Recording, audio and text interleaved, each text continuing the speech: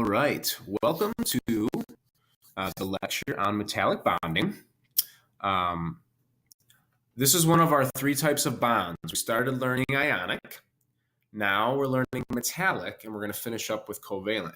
And metallic bonding is just a way of describing how any sort of metal atom will bond with itself. The top of this olive oil thingamajigger.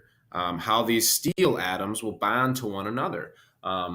This silver I don't know what this thing is called, but anyways, it keeps things from hot sitting on the table. This is all silver atoms that are all bonded together that my wife has as a family heirloom.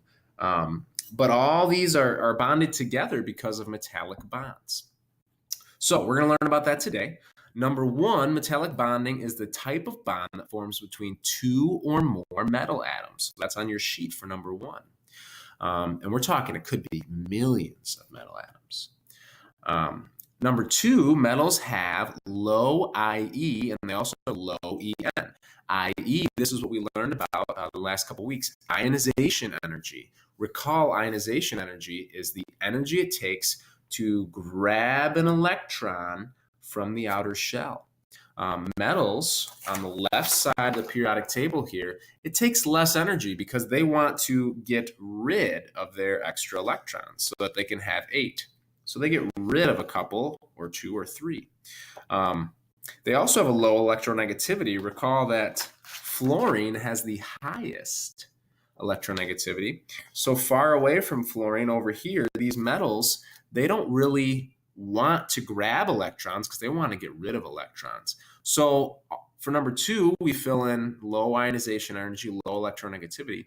Number three, electrons are only loosely held in a metal. And that makes metals very helpful for different things. Also recall that the metals here, we have our alkali, we have our alkaline earth, but we also have all these to the side of the stair step, all these, and our intertransition metals are metals. So everything to the left of the stair step except hydrogen is a metal. Now, number four, because electrons are loosely held, electrons are free to move around.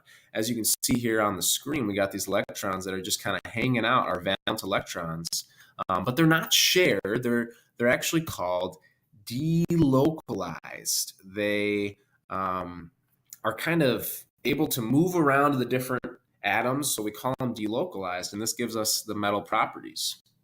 So that would be number four. They're delocalized. So recall, I just kind of shared with you again, metals are everything to the left of the stair step. And they have a low ionization energy, a low electronegativity. A metallic bond for number five can be thought of as a cation. Remember, cation is a positively charged ion in a sea of delocalized electrons. So here's all our cations, boom, boom, boom, boom, boom. And then here's our delocalized electrons kind of fitting in those gaps. Those delocalized electrons are the glue that holds all those positively charged ions together. So number six, you are supposed to draw a picture of this. It will likely look very much like J.J. Thomson's plum pudding model of the atom that he drew, except for in this example, we're looking at cations and electrons. So once you get that picture drawn, there are three properties of metals that make them so useful. Number one, which is listed on 7A, metals are good conductors of heat and electricity.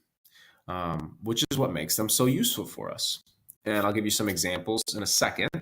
Number two, which would be B, metals are malleable and ductile. Recall, malleable means pounded into a sheet without breaking, and ductile means being able to be drawn out into a wire, which is what allows us to use metals for electrical wires. And number three, metals are lustrous. Remember, metals are shiny. Lustrous is another word for shiny. So leave some space in there and add any little examples because we're going to go through a couple slides for A, B, and C. And I'll give you some examples in my house. First off, metals are good conductors of electricity. The delocalized electrons are literally what move, and that's what you actually see as what you feel or you get as the electric current. The delocalized electrons are what allow for that light bulb to be turned on, and they also different types of metals have a better conductivity. So, for example, the most conductive is actually silver, but it's rarely used because it tarnishes, which means in oxygen, it forms a kind of like a layer of rust on it. A more commonly used metal is copper, and that's used all the time in electrical wiring. Thirdly, another commonly used one is aluminum, because it's cheap and it's lightweight. Gold is pretty good conductor, but it's also really expensive. So it's also not commonly used, but copper and aluminum are frequently used. So if you take a look at an electrical outlet, the little prongs on the outlet are most likely made out of copper. So the other thing that metals are conductive of is heat. Because those electrons are delocalized, they can bounce into each other and transfer that kinetic energy. So I'm going to show you, I have two pots that I use to make popcorn. The one on the left heats up really quickly, but if you can see the inside, there's a lot of burnt marks in there. I burned a lot of popcorn in that pan. Aluminum has a pretty good conductivity of heat. What that means is it heats up really quickly when I turn the burner on. If you look down here for steel, it has a much lower metal conductivity. This pan right here I use for popcorn. It's non-stick, so it's cleaner, but it also takes significantly longer for the first kernel to pop. But I don't burn popcorn as much because it has a slower heat. It also then stays hot longer. So this is the same reason why cast iron pans take so long to heat up, but then they stay hot longer. So different metals conduct heat differently, but all metals are better at conducting heat than other substances. The other property here that we have is that metals are malleable and ductile. So I'm going to take you on a little bit more of a tour down to find a hammer here. So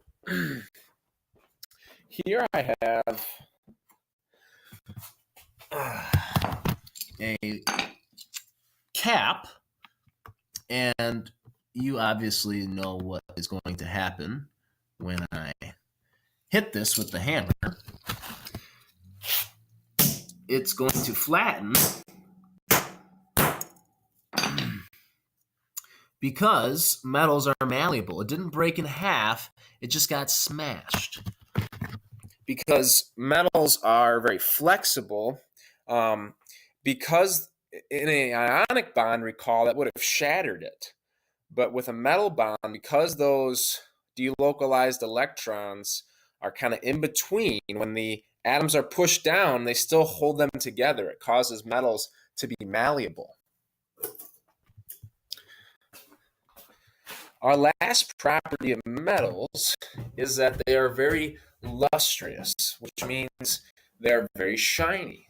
And this happens because when the electrons emit photons, recall that's when we give off light, they're all similar energy, so it gives them a very shiny appearance.